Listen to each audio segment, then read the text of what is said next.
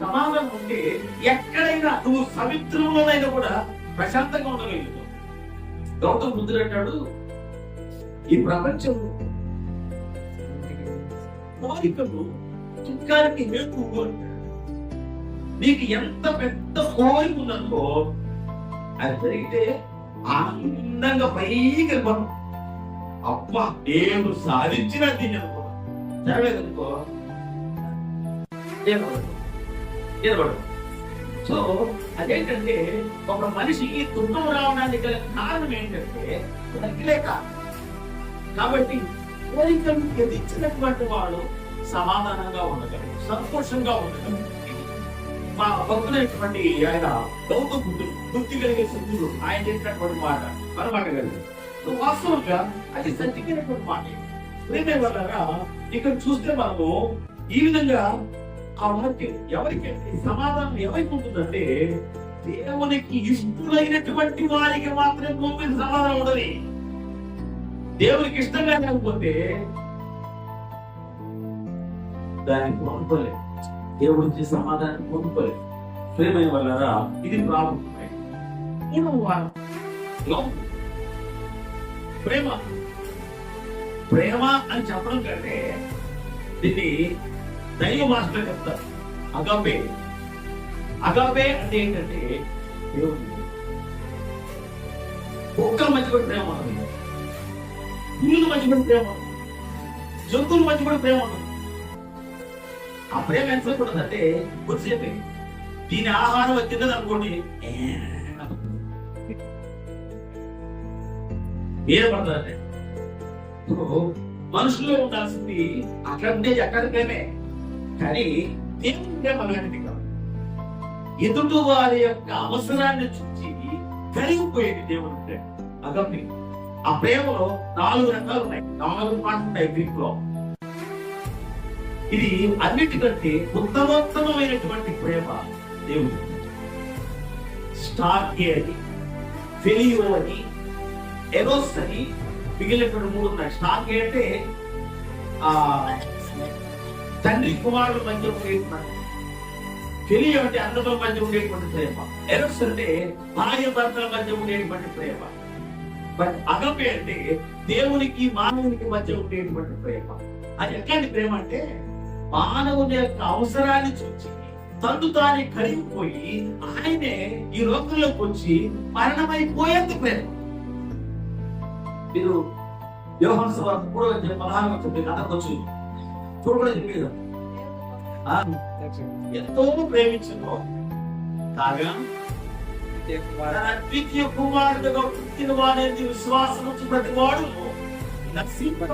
నిత్యజీవం పొందినప్పుడు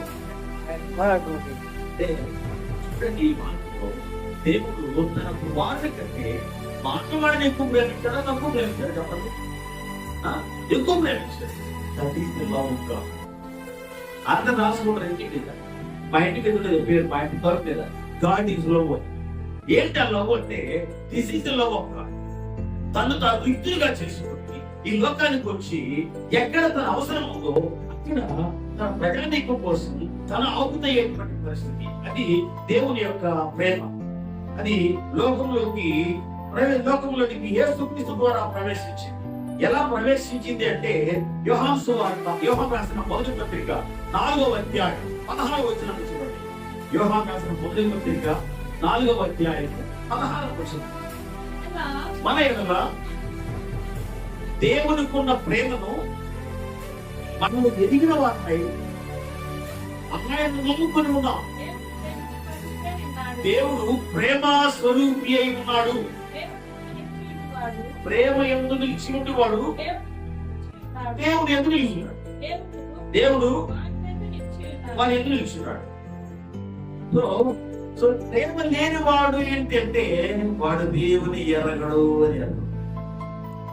ప్రేమ లేని వాడు దేవుని ఎరగడు.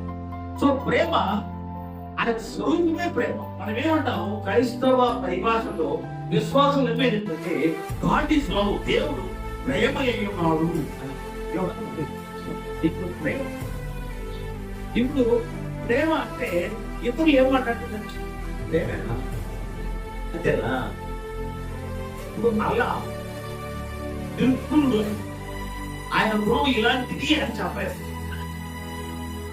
అంటే ఆయన ఎలాంటి వాడు, ప్రేమ కలిగిన వాడు, లేకపోతే కోపంతో ఉండేవాడు అని చూసినాడు. అందుకని ఆయన వర్ణించడానికి కూడా వీలు కాదు. ఆయన స్వరూపం అలాంటిదన్నమాట. ఆయన గుణాన్ని వర్ణించలేము. గుణరాగింతుడు ఆయన, పలానా గుణం ఆయనకుందని చెప్పలేము అన్నమాట. ఊరికి తీర్చడం. సో అలాగే మనం నమ్మినటువంటి మన దేవుడు వాక్యం ఏంటంటే, దేవుడు ప్రేమస్వరూపి, దేనికి కరిగిపోయినటువంటి తప్పనిసరిగా ప్రేమకి ప్రపంచంలో దానికి మించినటువంటి ఆయుధం. ఇంకా చూడండి, ఈ ప్రేమల గురించి మనం జ్ఞాపకం చేసుకుంటే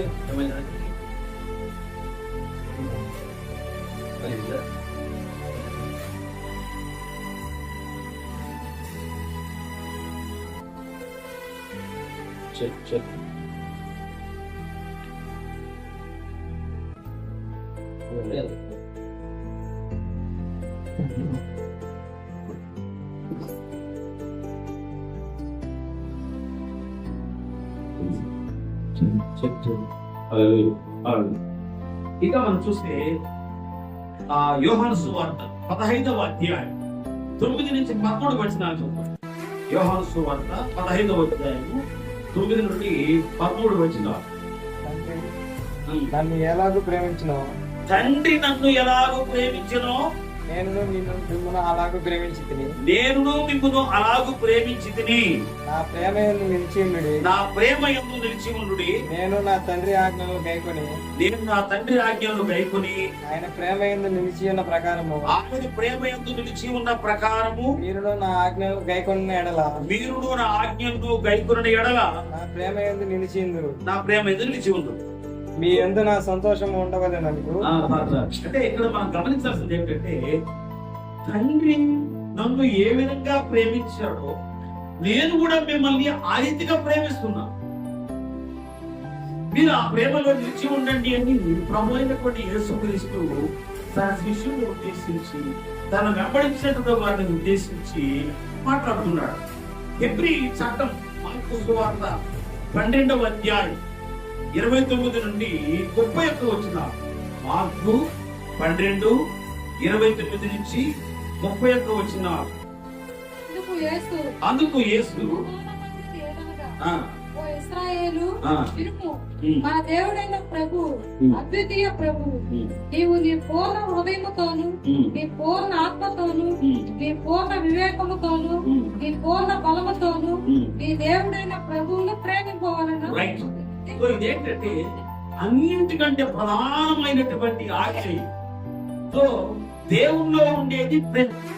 దాన్ని అర్థం చేసుకున్నటువంటి వారు ఆ ప్రేమను తిరిగి దేవుని ప్రేమించారు.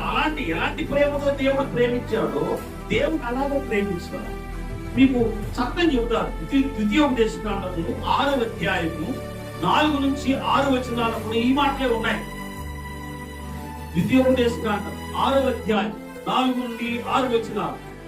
ఇశ్రాయేలు వినుము, మన దేవుడైన యెహోవా అద్వితీయుడగు యెహోవా, నీ పూర్ణ హృదయముతోను, నీ పూర్ణ ఆత్మతోను, నీ పూర్ణ శక్తితోను నీ దేవుడైన యెహోవాను ప్రేమించాలి. ఇది ఆ హెబ్రీయుల యొక్క ఆజ్ఞ. హెబ్రీయులకు దేవుడు ఇచ్చినటువంటి ఆజ్ఞ.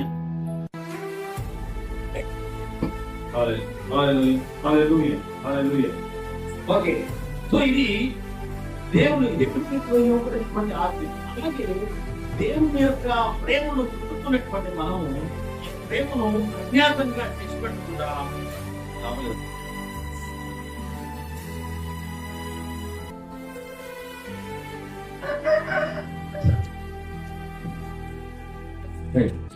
ఆ ప్రేమను అందరితో ఆపేయకుండా దాన్ని మనం ఇతరులకి దేవుడు ఎంత ప్రేమతో మనల్ని ప్రేమించాడో అలాగే మనం కూడా ప్రేమించబో